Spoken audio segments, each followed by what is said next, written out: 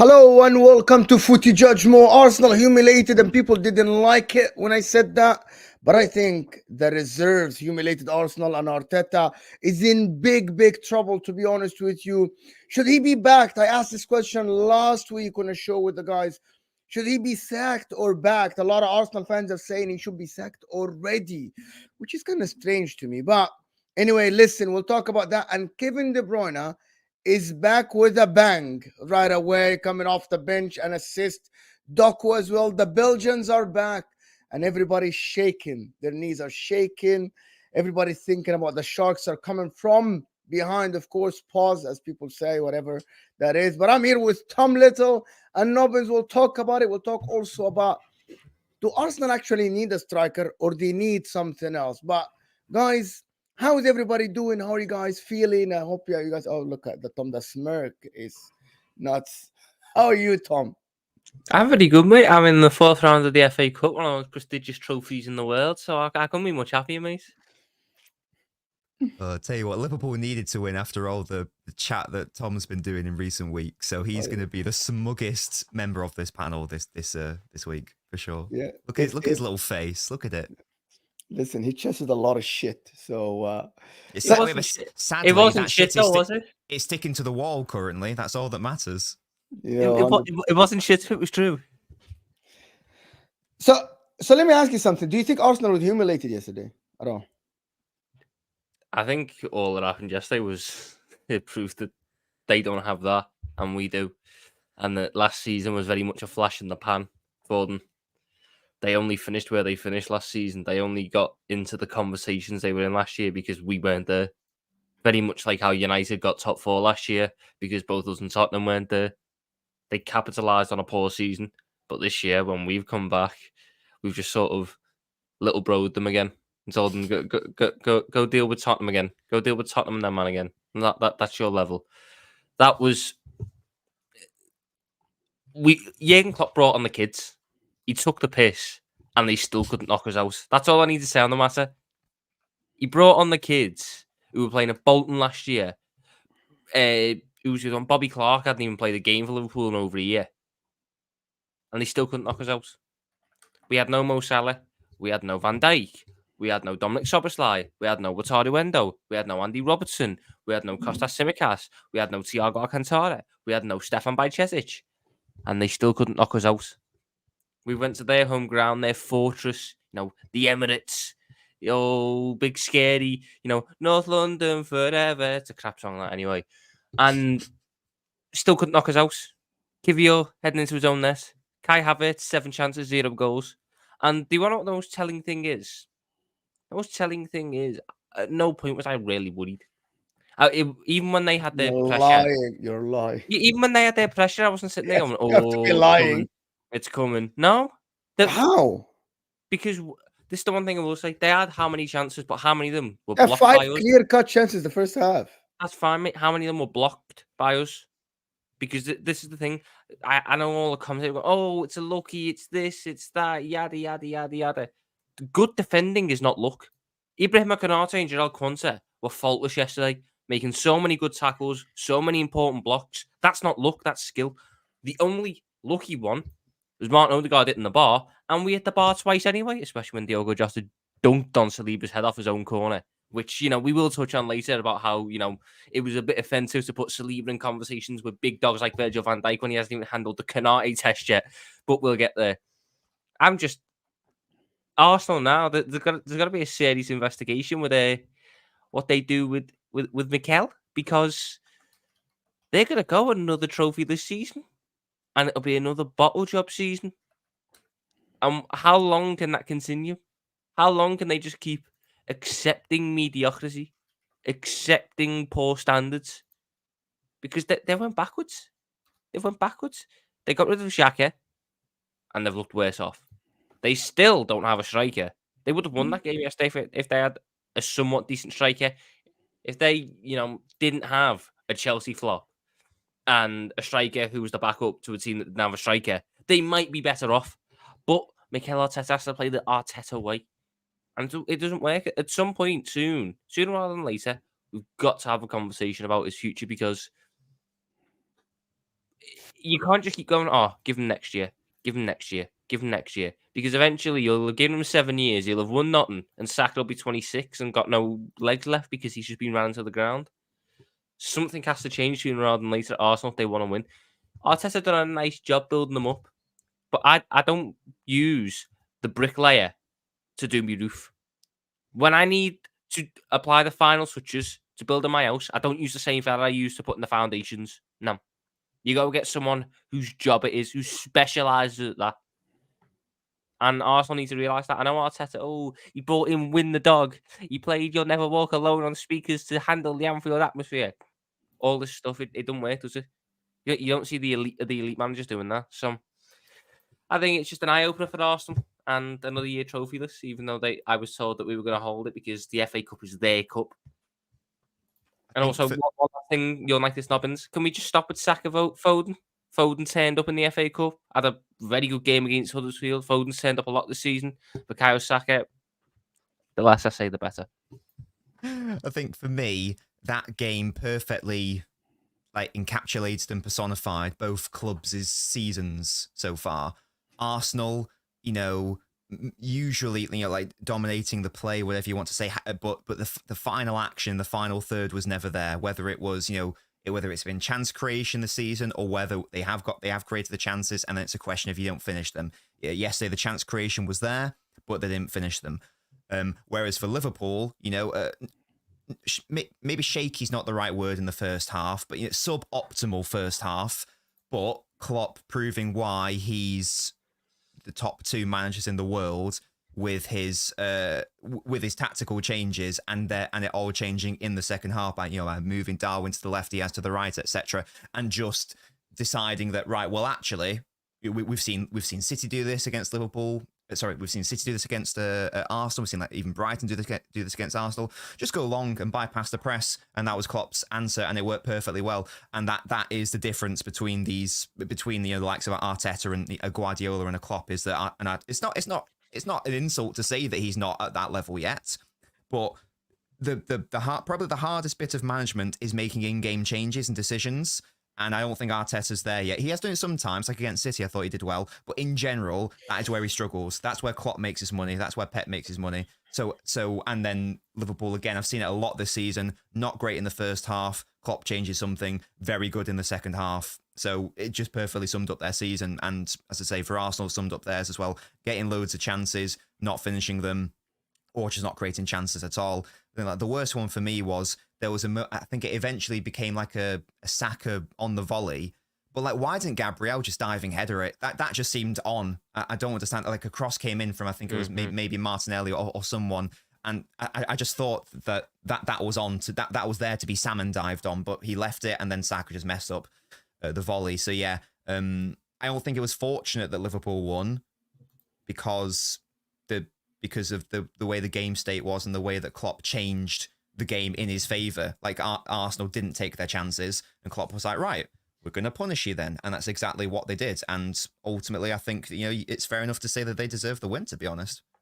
You can't leave the door open against top sides. You can't leave the door open exactly. against top sides. If you don't score, I mean, City found out against Liverpool as well. I thought City were better against Liverpool, but if you've only got a 1-0 lead against this team, which has got game changers like Trent and Salah, etc., then you're asking to get scored against. So if you don't kill the game, they're always going to create something because they have game changers in their side to say, like Trent and Salah. So, and that's what Arsenal did. They failed to take advantage in the first half. They failed to kill them, and Liverpool punished them.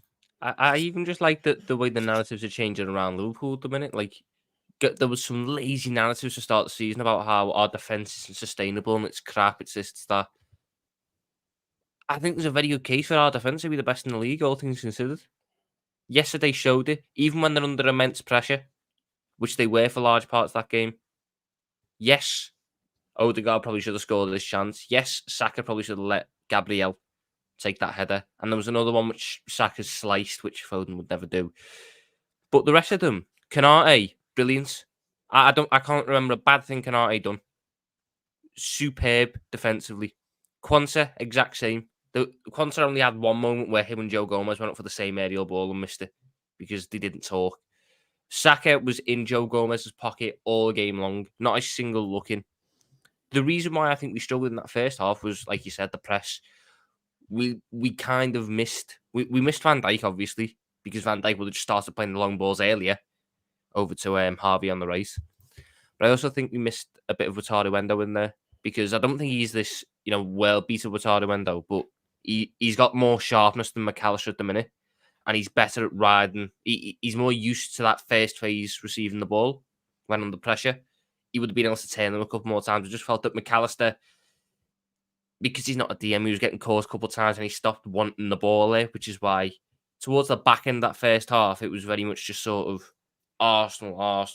It wasn't dangerous, but we weren't able to sustain attacks. And then, like Nobbin said, in the second half, superb tactical changes, superb substitutions as well. Diogo Jota came on, caused Saliba and Ben White and Gabriel all sorts of problems with his physicality and his hold-up play. Gravenberch, we've been needing a good cameo from Gravenberch, and we got it. I thought defensively he was brilliant. And then picking up that ball and driving with it, giving you something else, almost pinning Martin Odegaard back a little bit. Also, by the way, can we just touch on how much of cry-arse, whinge bags Arsenal are? Every single decision that didn't go Martin Odegaard's way, hands it in the air, telling the ref to F off, this, that, and the other. And yet we were the ones who got booked for dissent. Us.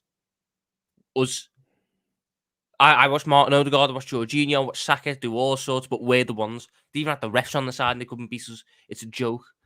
But it is what it is. It's the history of the Arsenal. They're not at Liverpool and City's level yet, and they just need to accept that. Ozan Kabaka said, big up Connor lad. Well done last night. Great game. Yes, of course. Someone asked you, did you change shirts with Salah with Saka yesterday after the game? I wouldn't swap shirts with someone who's worse than Foden. I'd take Saliba's. Yeah, Ozan Kabaka saying, well done, Bobby lad. Great tactical foul on Declan Rice. Sam has blood on his hands. Do you know how bad it is, Nobbins? I had to watch this. I watched the Sam's watch along afterwards because someone DM'd me saying, watch the Sam's watch along at this point. And the moment they're coming on, the moment Clark and Bradley are coming on, Hassam just goes, oh, why are we bringing on two Tom Littles? We're bringing on two Tom Littles.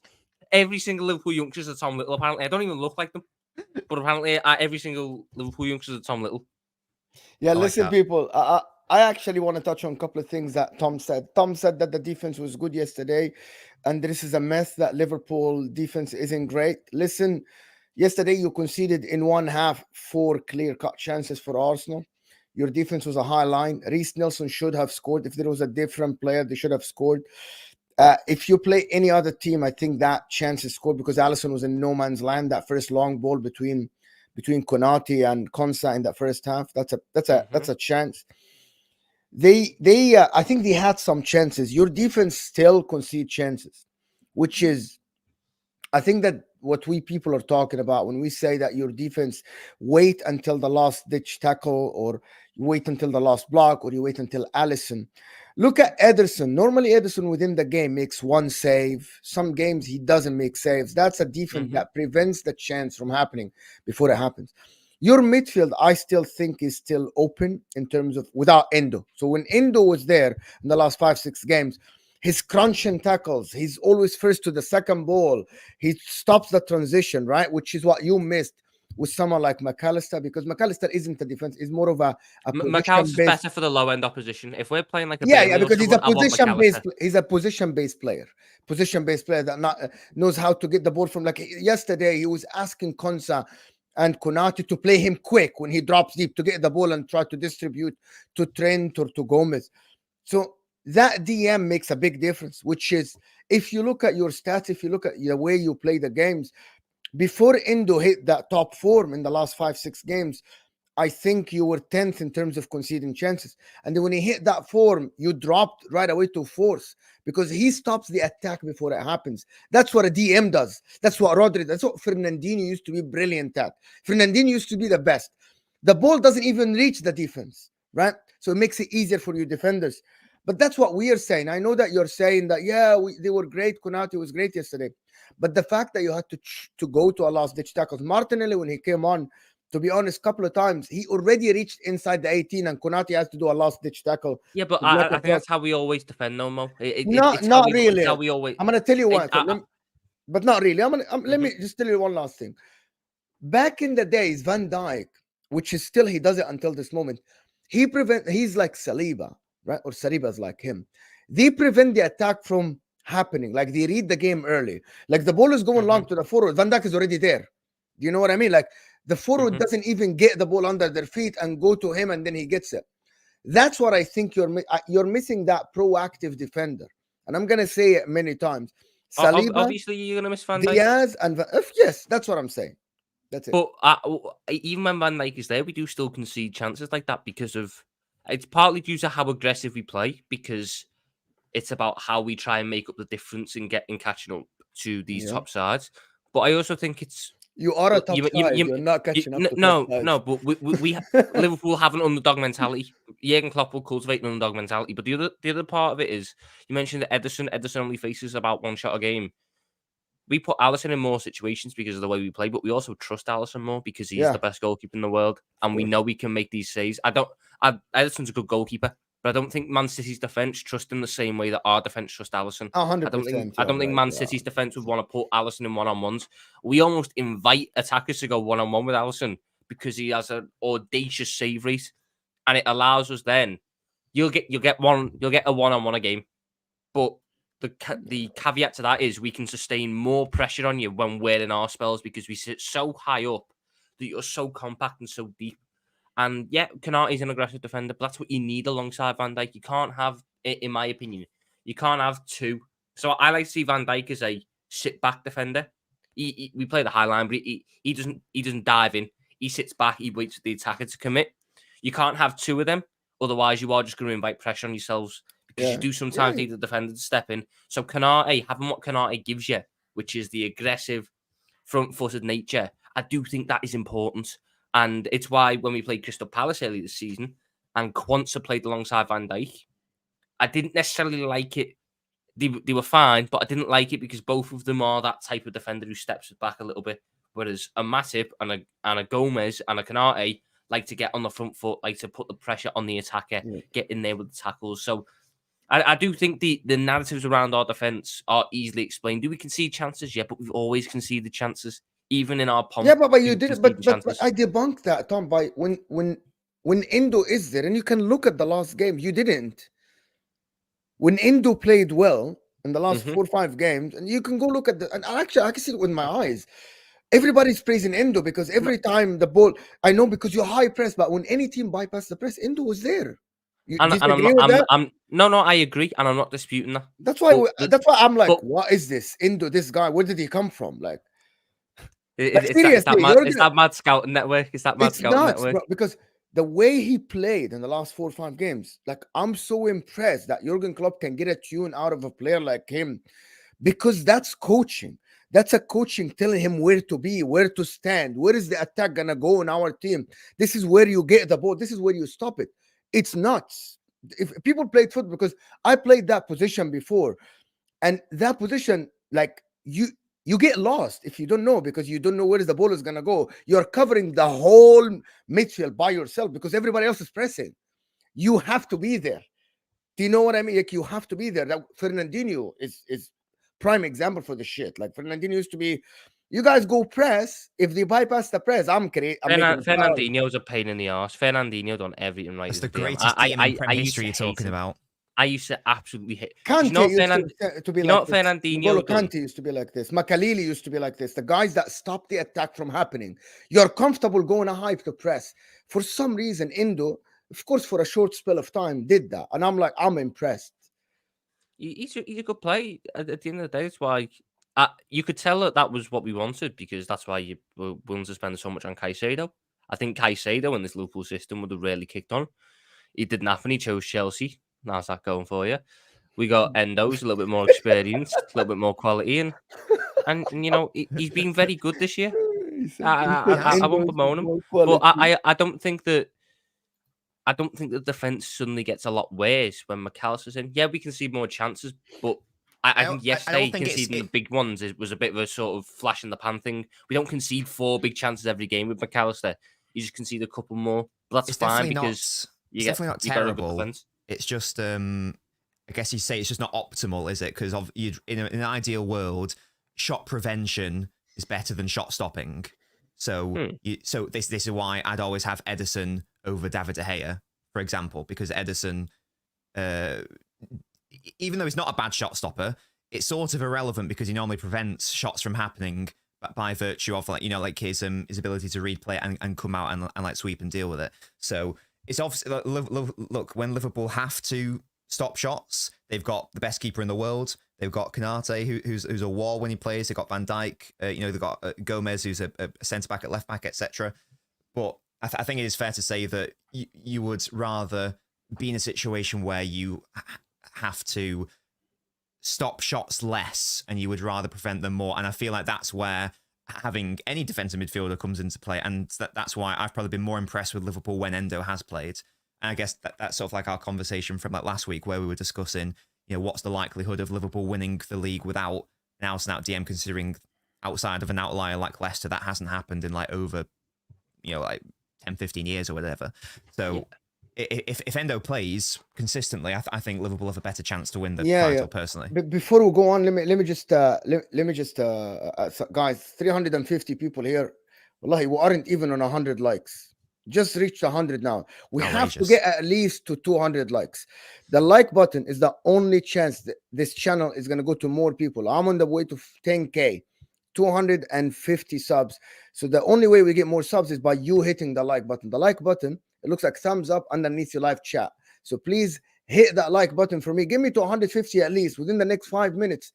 I know you're enjoying the content, but you're enjoying Tom's arrogance, but fine. Just go hit that like button, of course. So because, come on, we need the video to be shared. Andrew here is saying, can Gomez play back three or left back? Okay, so one of the things I said that Liverpool need, well, assuming that Endo will come back from the Asian Cup playing the same as before, right? Liverpool need a left-sided center back to switch it to back three, because again, I'm going to say it again, Trent as a right back yesterday, when he was put in a one-on-one situation with Martinelli, he isn't that guy. He can defend as a bulk with Van Dijk, with Konate, but I think it's better for him to be in the midfield, and you get a Gavardiol, a Bastoni, an Inacio, someone like this to form a back three. Maybe Konsa, Konate, Van Dijk can do that, because that's a very solid back line. And you can shift. I don't know when Robinson is back. They said Andy Robertson is back soon. But maybe you get a left-sided center back and you switch it to 3 center backs, because again, Trent has to be in the midfield, in my opinion. Inverting, of course, but he has to be in the midfield. A defender is obviously what you'd like. I don't think we are going to sign anyone this window. I will be honest. I think no. I don't think we are, unless like some star player becomes available for quite cheap. I don't. I just. I thought you were signing Olise. That's what's going on around. I highly doubt that. I really do highly doubt that. I mean, I'd love it. I think he's a very good player, but I highly doubt it. We've got Robertson coming back. Tsimikas also had a very good spell on the side. The one thing I will say is, logically, you'd buy that left-sided centre-back to form that back three and build up. Jurgen Klopp doesn't necessarily use logic at points with this side, so we build up. Yeah, you logically build up in a 3-2-4-1. Liverpool build up in a 2-2-5-1. Because we push Tsimikas on very high up in build-up. And we sort of have Jones hovering around. So it's effectively a 2-2-1-4-1. Because Jones has to sit in this sort of middle ground. We like to have that left-back pushing forwards because it keeps the left winger inside, closer to goal, which is normally where a Diogo Jota is going to play, who's a big threat. The question marks come about Trent into... I thought he was brilliant yesterday, apart from 2 Martinelli things, which I'm not really too bothered about. He's operating slightly differently the last couple of games. I'm likening it to a quarterback in NFL, trying to sit in very deep. He's often picking up the ball in between the centre backs and just pinging 50-yard balls right over the top every single time to Salah, to Nunez, to Jota, to Diaz, and they're inch perfect. He can step forward into midfield and do what he normally does with nice turns and get involved in the attacks. But a lot of times when we slow the game down, Trent will drop in between the centre backs, pick it up, and then just go, right, Salah's making the run, ping, straight there to his feet. And then that's how you start a quick attack. And that's what's really catching teams out at the minute, because whilst we can do the slow, methodical build-up stuff, it's not going to really work while we're missing Soboslai and McAllister, which we have been, for the last month. So it's an interesting one to see if it'll continue. If it does continue, then I understand why we're going to stick with the left-back thing that we've got. Gomez is doing a fine job there anyway. I think Joe Gomez deserves a lot of credit this season because he's done right back, he's done centre back, he's done left back. Can't remember a bad performance from him. You got Robertson coming back, you got Simicast coming back, and even at DM, let's say Endo doesn't really kick on. You've got Thiago to come back. You've got McAllister who can still play there, and I've got my fingers crossed. Stefan Bajcetic is going to be back soon. People have forgotten how good Stefan Bajcetic is. He just needs a run of games again. We're fine for the rest of the season. DM in the summer, it's a different argument. In the summer, that's when I'll be able to tell you what position is more important. But right now, with the players that are probably going to be available on the market, I don't necessarily see the rhyme or reason for going out and spending over the odds when we've got players to come back. So, for once, I'm sitting there quite calm about this window. If it happens, it happens. And I'm not going to bemoan it, but I'm not desperate for one. It's not going to make or break our season. I haven't, before we move on to City and the other topics, I haven't got Nobbin's actually opinion about Arsenal after watching yesterday. So they got two competitions are done for them, are gone. This Arteta thing and him playing Havertz and him not starting Martinelli or Trossard yesterday and sticking to Reece Nelson or whatever. Do you believe this Arteta thing is gonna continue, or you believe that this is it? This is the end of the line for him, and it's done. And also, a lot of people are saying that, back the guy because he needs backing. Is that how you see Arsenal? If you remove your City hack and think about Arsenal, would you advise Arsenal to back Arteta, buy him someone in this window, or you would say, you know what, you have to improve what you have, work with what you have, because we don't trust you with more signings? Yeah, I mean, it's hard to say back him because he has already been backed quite significantly. To be fair, we've spoken about some of the signings which maybe haven't worked out as well as we would have, as well as Arsenal fans would have wanted. The main one being Havertz. People still not, I still don't really understand it, and that wasn't an insignificant amount of money. I don't know the exact FFP situation, but I'm pretty sure Arsenal are now basically on a policy where they have to sell to buy or something like that. That they are teetering on the edge of being compliant for FFP and profit and sustainability standards. So I don't even think it's as simple as just going, just spend 100 million on a striker in January. I don't even know if they're able to do that, to be fair. Just on Arteta generally, I still think that there is an elite manager in there. He is still a relatively inexperienced manager. I don't know how many years he's had in terms of senior management. Is it 4 or 5? I'm not 100%. But yes, so I don't think it would make sense to sack him off the back of this result. I've said it before. If I was an Arsenal fan, I'm not going to say sack him until I see a season where there's a decline. So there's got to be consistent progress every single season. You don't have to win the league this season, in my opinion, but you do need to push whoever comes first closer, to the last day of the season if you aren't going to win it yourself. I don't know what benefit there would be in sacking him. There is definitely a big squad quality difference between Arsenal compared to City and Liverpool. You could make the argument, well, that's Arteta's fault. He signed the players. In an ideal world, he would be given a couple more signings in key areas, which we know they're deficient in. I don't think you can win the Premier League with either Raya or Ramsdale as your goalkeeper. I don't think you can win the Premier League with Gabriel Jesus as your striker. Your out-and-out starting striker anyway. You also can't win it with Zinchenko as your out-and-out starting left-back. Outside of other teams underperforming massively. So how are you saying this? So you believe, because what I'm understanding from you, I'm not putting the words in your mouth, but maybe you explain more, is that last season was a blip. In sort of, because last season they basically every single Arsenal player had their best ever season. I think that's fair to say. pretty much every single player had their best ever season. For outside of maybe Gabriel Jesus, who maybe had like a better season for City in 2020. Apart from that, unless anyone can think of a name I'm being foolish on, I think that was basically the best season for everyone. Now, what was the likelihood that all of those players were going to then be as good in the following seasons? Was this, and this was a question like I consistently asked Agal last season, I was like, is this a new level the players have hit? Is this now their benchmark? Or is there going to be like a little bit of a decline? So I don't think it's fair to say a blip, because that suggests that it was, like lucky. They were good last season, obviously, and they nearly won the title, obviously. They were very good last season. But, yeah, an outlier relative to the quality of the squad is maybe the most fair way to put it, potentially. As I say, I'll repeat, I think there are some players in that squad where, outside of underperformance from City and Liverpool, I personally don't think you can win the Premier League, as I say, with Ramsdale as your starting keeper, or Raya, or your goalkeeper, your left back. You're wrong. I disagree with I disagree with the left back thing. I completely disagree.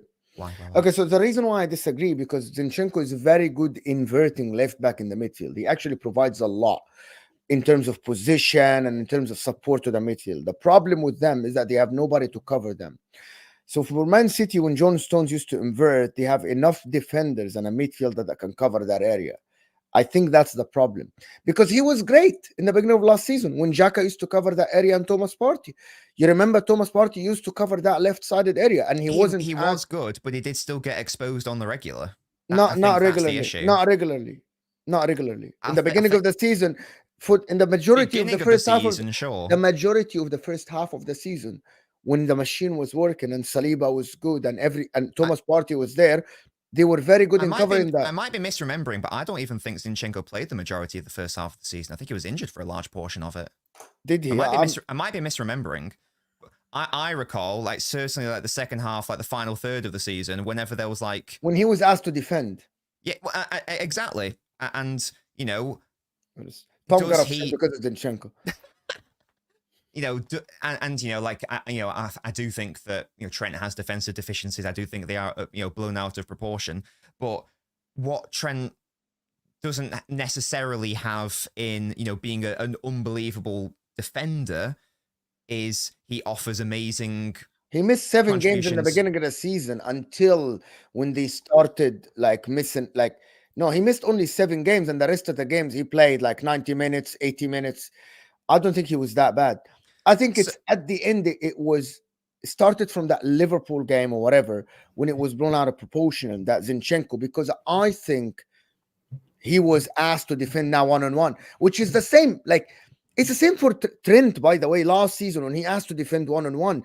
But there are people have to accept, not you, but the majority of fans have to accept that some players aren't blessed with defensive abilities going forward. And some players are the opposite. Like Kyle Walker, for example, going forward isn't the best one, but defensively he's a massive, massive asset, right? Trent Alexander-Arnold is absolutely nuts. The difference is his defensive abilities and his offensive ability is completely it's night and day. But that's what I'm saying. And with Trent, it's fine because the trade-off is worth it.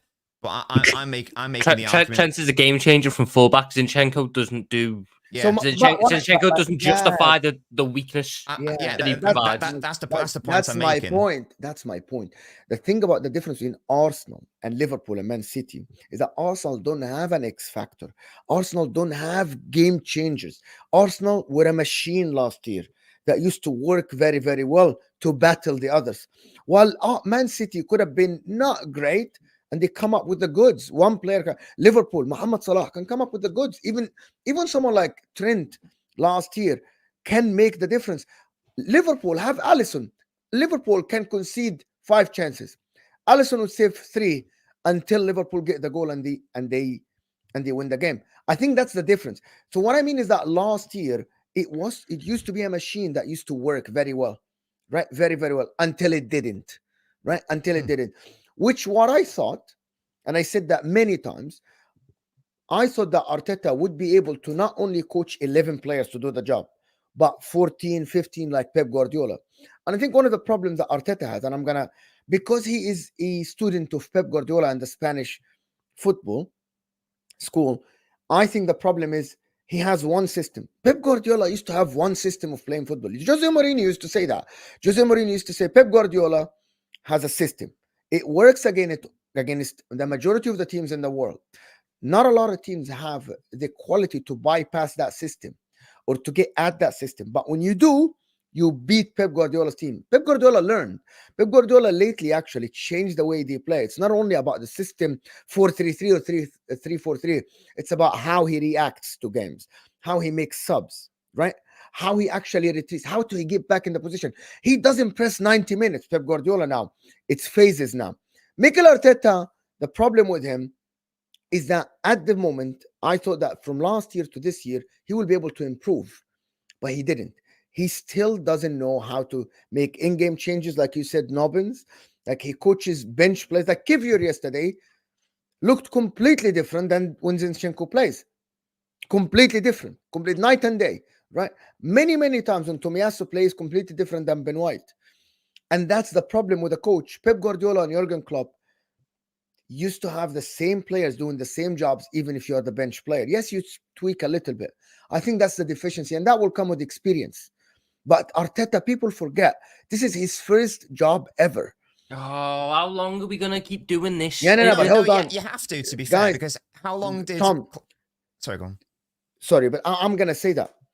The people that criticize Mo sitting on the channel and say, yes, Arteta has this. Well, Arsenal shouldn't be a guinea pig. Arsenal Football Club shouldn't be a guinea pig. But Arsenal Football Club started this guinea pig thing. It's not me. It's not you, Tom. It's not Nobbins. Arsenal Football Club got a guy that had no managerial experience other than some years training under the best coach in the world and told him, here you go. This is a project. So they knew what they're doing, right?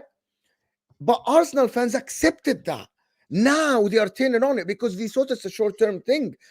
A lot of coaches, Alex Ferguson, a lot of coaches actually took them time to deliver, especially with Arteta.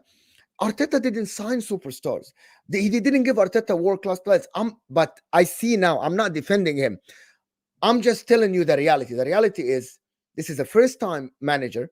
He's only 4 years in managerial career, and he doesn't have the experience. Arsenal shouldn't be a guinea pig.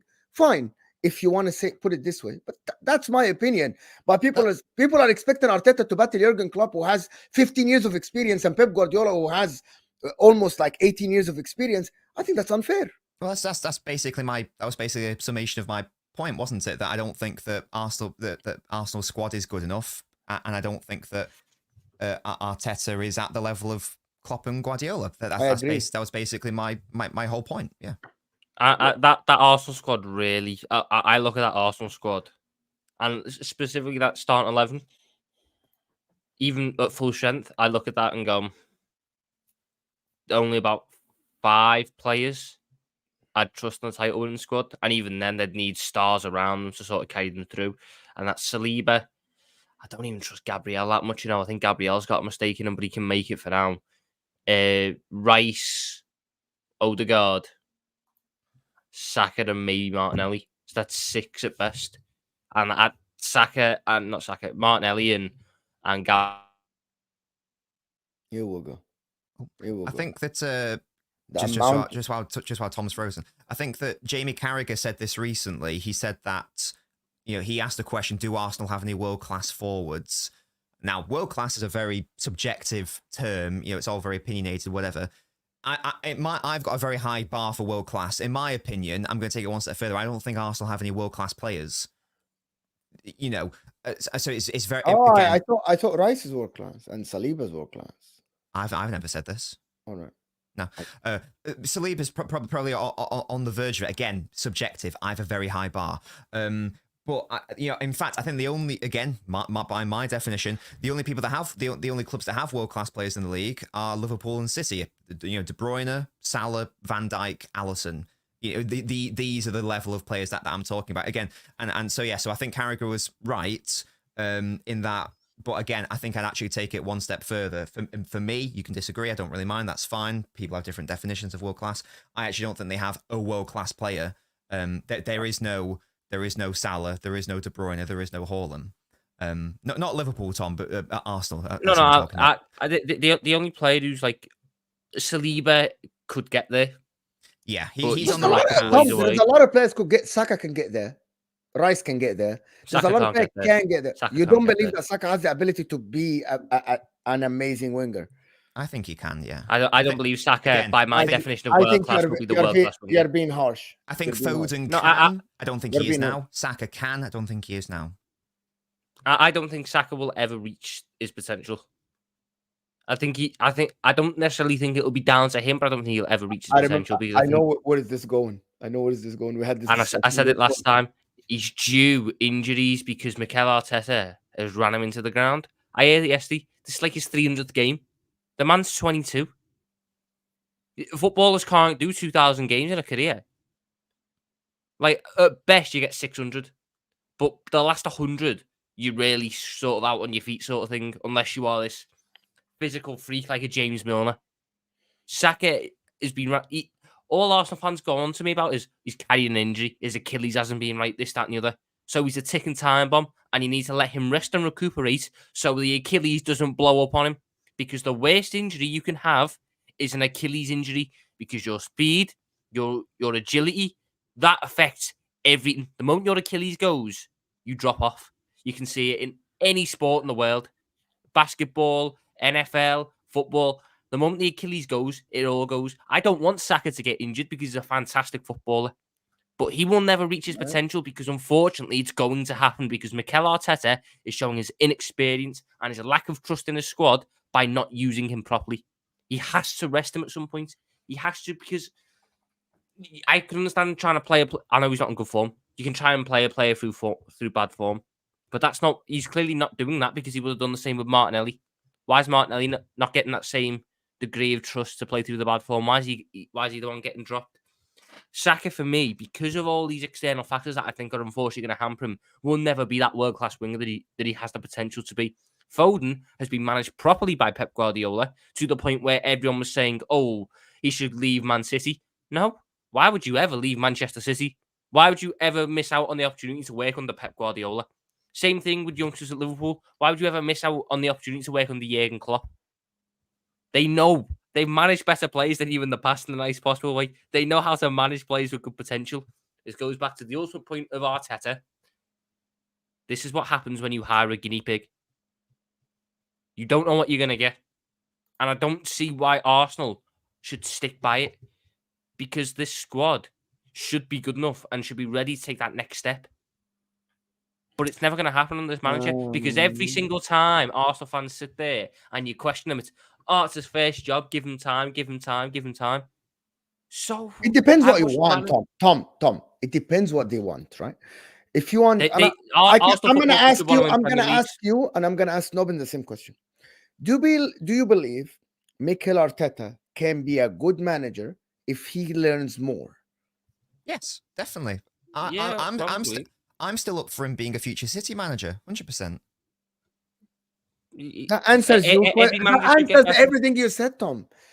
No, but Arsenal is not the club to get better at. Yes, Arsenal with the squad they have, with the expectations. Why? Arsenal Football Club is a club that is built on success. They are the third most successful. Have they been successful in the last 20 years? Not as successful in the past as they have been in the past, but they've still been a successful club. But they haven't. That's the same thing about... In the last 5 years, in the last 20 years, Liverpool, Man United, Man City, Chelsea are better than them. Am I wrong to say that? Since they won the Premier League in 2004, am I wrong to say that? Yeah. Okay. Yeah. So why are you saying from the right? So, Mum, when Jurgen Klopp took over Liverpool, we were we haven't won a major trophy since 2006. Yes.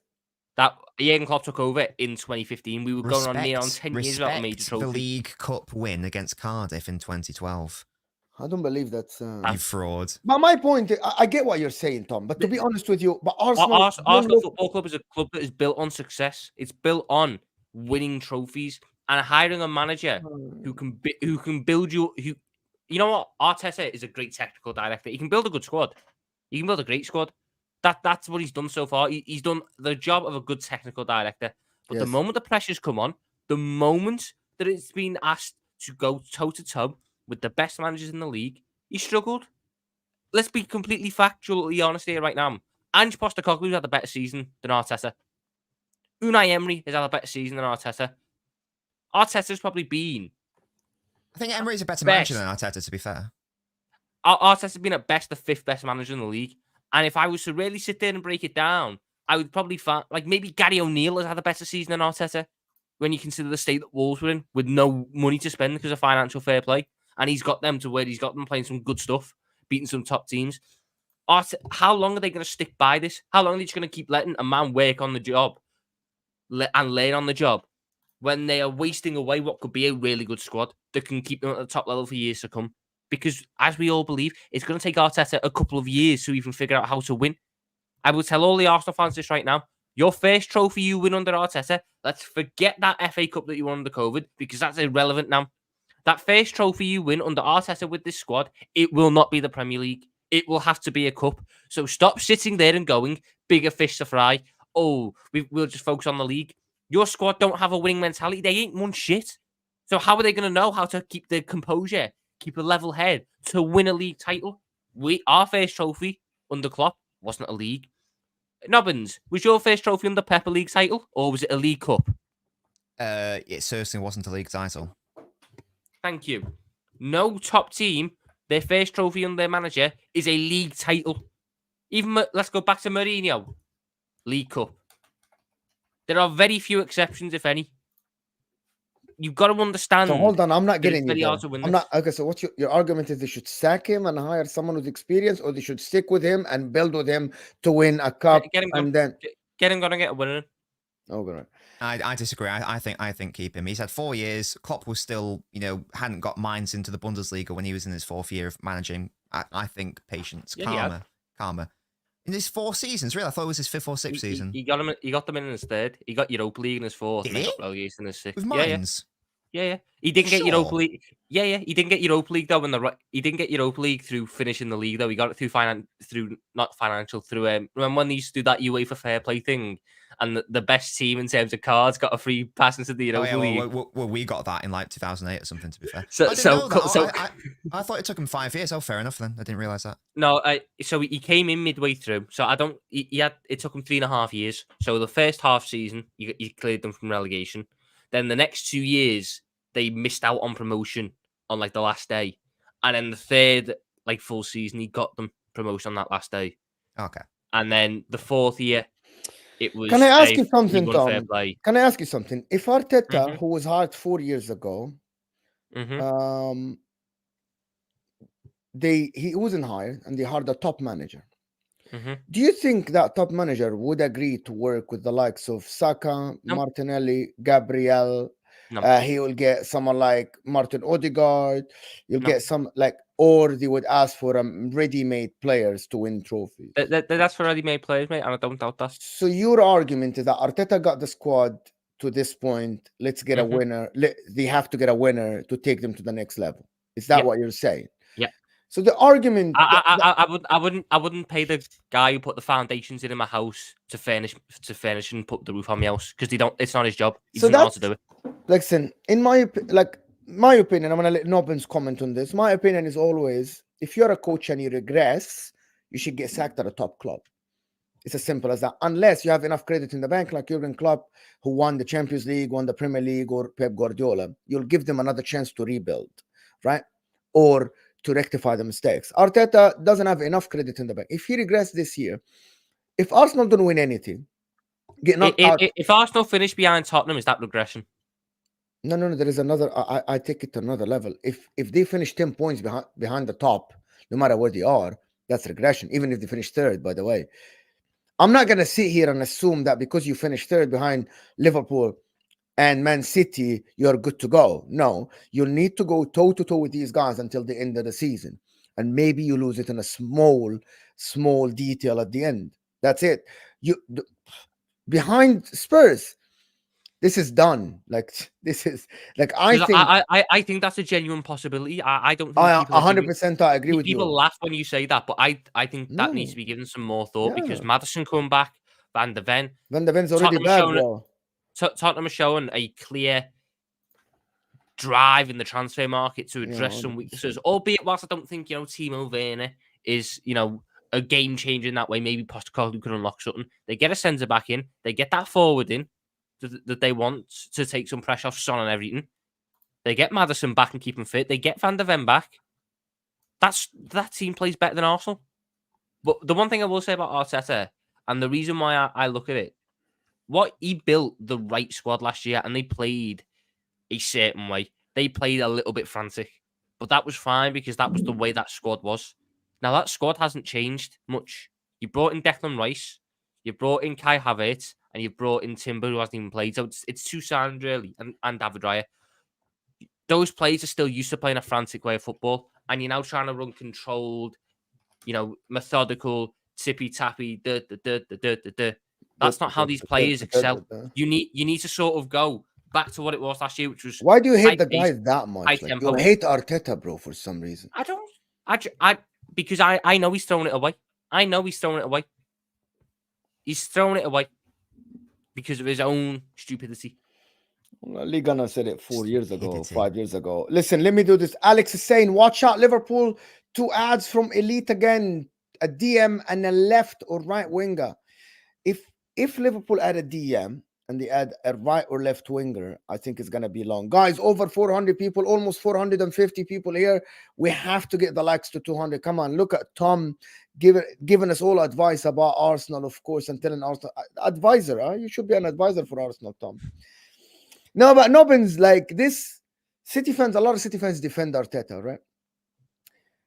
But here's the thing: it's all about expectations, though, isn't it? Do you believe Arsenal, if they hire someone else, will get us do you believe anybody will come in and win Arsenal the league, even next year?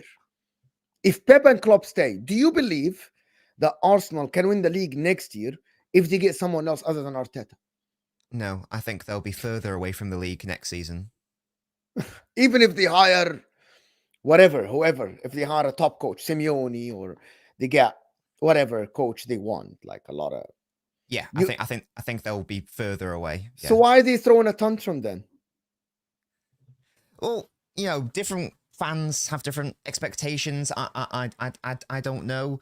It's easy for me as a City fan to sit here and go, oh yeah, just be patient when my team's winning everything. So maybe I'm not the best person to comment on it. But I just don't really see the benefit of sacking him. You've committed to this project. You've got him the players he wants. You might as well, in my opinion, stick with it.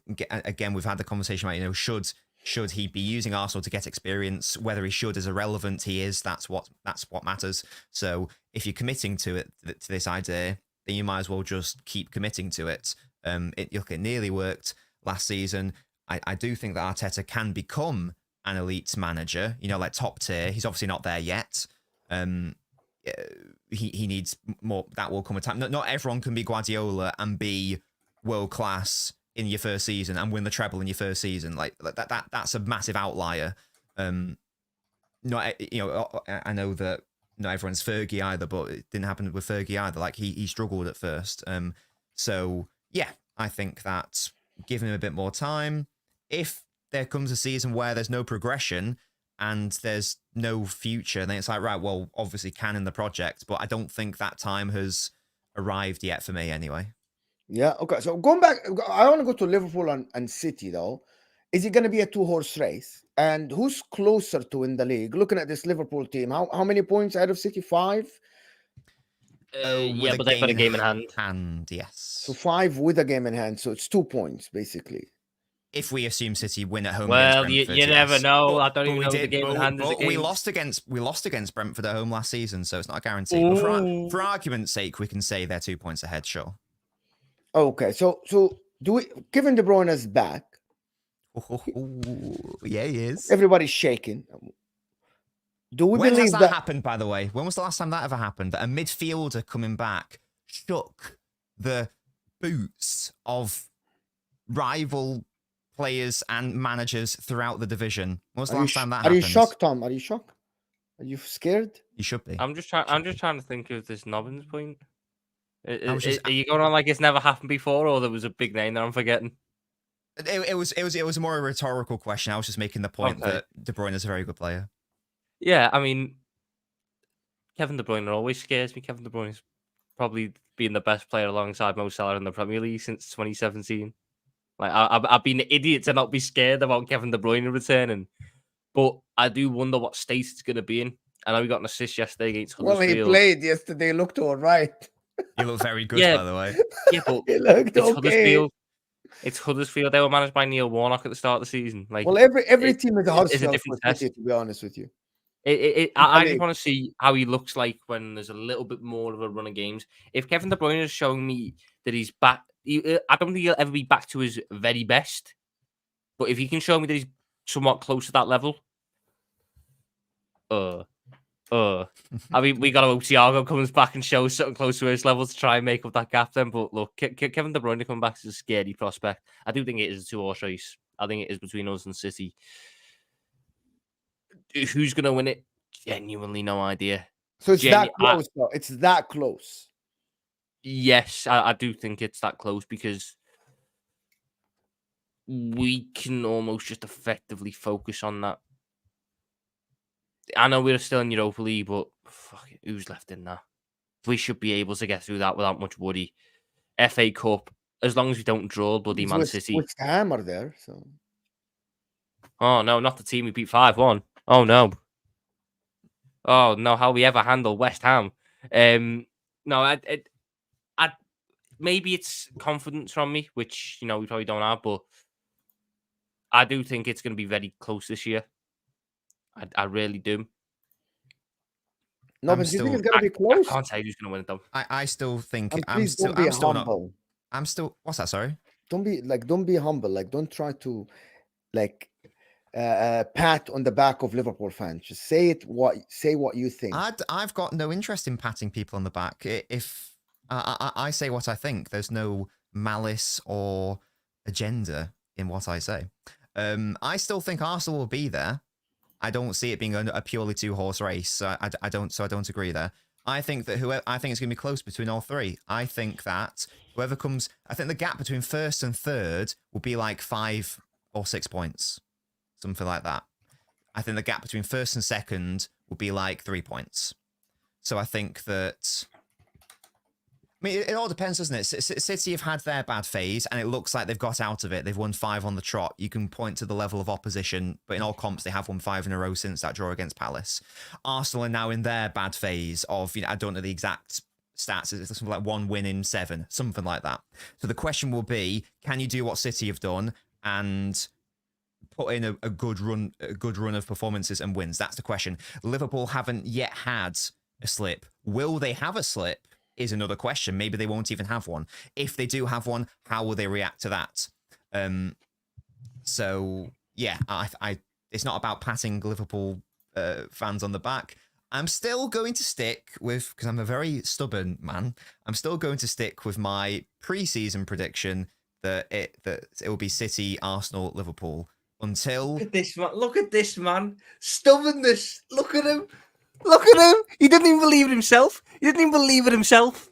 I'm being overridden by past Nobbins here, okay? Until it's unreasonable for me to say that, then I'm not stubborn to the point where I'll just say it when it's like literally impossible to happen, or when it's so obvious that Arsenal are shit or whatever, if they like bottle in the next 5 games or whatever. But as of right now, I'm still gonna stick to my stubbornness as of right now. But terrible, lad. In a month, it might change. I look. I'm willing to. I change. give it 2 weeks. I give it 2 weeks. Maybe it will be 2 weeks. We are in the latter stages of the season now. Yeah, we are past the halfway mark. I'm still gonna give it a few games. This is the thing. I'm gonna give Arteta and Arsenal a chance. I'm gonna give them a chance to prove that they are good enough to stick around with the big boys, and that Arteta can manage his way out of this bad run of form. So I'm going to put a lot of faith in Arteta and Arsenal that they can do that. If they can't, and that will be the crux, won't it? That's sort of like the big telling point. If Arteta and Arsenal can do it, then that goes into what I was saying earlier about, right, you know, it's a progression thing. If they can't do it in like 5 to 6 game weeks, we're talking about it's definitely a 2-horse race, then I'm going to change my mind and be like, right, well, Arteta should be sacked, because what's the point? Where's the progression? It all hinges on how he responds to this. Yeah, I don't know like why people like actually say like, I'm looking at this Liverpool team, and if this guy Indo comes back playing the same football, and if Mohamed Salah comes back, and if they get through this part without Mohamed Salah, I think they have a very, very fair chance of winning the league, because I still think that City, they need to adjust. City aren't still the same as before, and it all depends on how Kevin De Bruyne plays, how Kevin De Bruyne comes back. Of course, managing his minutes, of course, with coming back from a hamstring injury and all this stuff. I think that will make a big difference in the league. Liverpool, of course, Diaz looked like he's going back to his form again, which makes a big difference. Van Dijk is in a top form already. Trent now is fully embedded in this inverting role. He's every game he's playing very well as well. I think, and even with Darwin Núñez, who I don't think is at Liverpool's level, Jurgen Klopp is getting an output out from this guy sometimes, which is astonishing in my opinion. Diego Jota's back. Thiago's going to be back. And they might sign somebody in this January transfer window. I think it's going to be, might be toe-to-toe, Man City and Liverpool, because we keep saying Liverpool are going to fall out. Listen, it's 20 games and they're still top of the league. So this is, it's like, I can't just ignore them. Like, we can just say that, yeah, City will be the favorites here and Arsenal will finish above Liverpool. Until I see the sign of Liverpool falling down, I'm not going to just knock them out. I'm not just going to say they are done. I can't do that, to be honest. Well, if Man City get Kimmich, though, that's completely different level, right? Because the news today is that City might actually go for Kimmich this window. I think nobody has a chance if they get Kimmich, because I think they'll actually win like 15 games in a row. Like, actually do that. And this is 45 points. I believe if that Kimmich guy comes to City, he provides everything that they actually lack at the moment. I don't think we're getting that. I think that's very tenuous, that link. Like, in fact, I'm sure I saw something from a very, very reliable source on Twitter saying, like, you know, he's not leaving this, this year. So I don't think City are going to sign anyone senior. Everything I said before, there's a big asterisk, assuming that City don't have any massive injuries. If De Bruyne is out, if De Bruyne picks up another injury, or Haaland picks up like an injury for the rest of the season, Rodri. or Rodri, then it's a different kettle of fish, and it's a different point. So my prediction is assuming that there's going to be a general run of good fitness throughout all of these squads. I think that might be where my confidence has come from, because this season we had to play without most of our key players at a certain point. Van Dijk's missed 4 or 5 games. Trent's missed 4 or 5 games. Alisson missed 3-4 games. Salah's now going to be missed for the next month.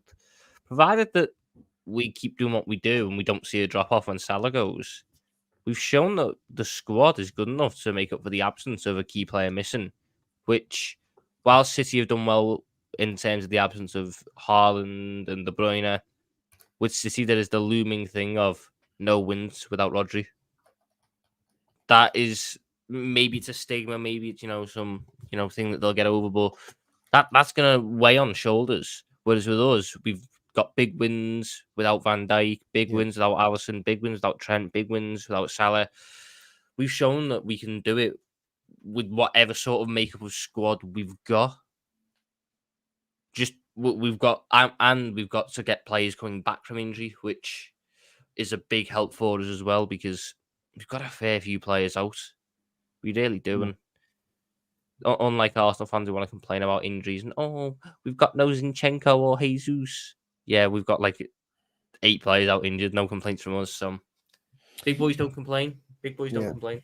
Listen, people, this has been an absolutely brilliant show. Thanks for all the support. And you guys, everybody that liked the stream, we still can get the likes up to 250 likes because there are 400 people here. The guys, their channels are in the description. Tom Little and Nobbins, the channels are in the description. So please go give them a subscription. It's simple and it's easy.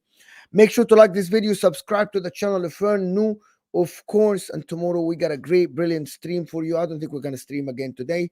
But Nobbins, appreciate you being here. Thank you so much. Tom, fantastic stream as usual. Fantastic Monday morning for me. And guys, everybody that is here, stay here. Don't go anywhere because myself, Sava, and LB are going to have a stream on Football Heritage TV. This is going to take you there. So go and type Judge Mo Raid. Type Judge Mo sent me here. So please do that. And guys, thank you, everybody, for being here. And we are out of here, people.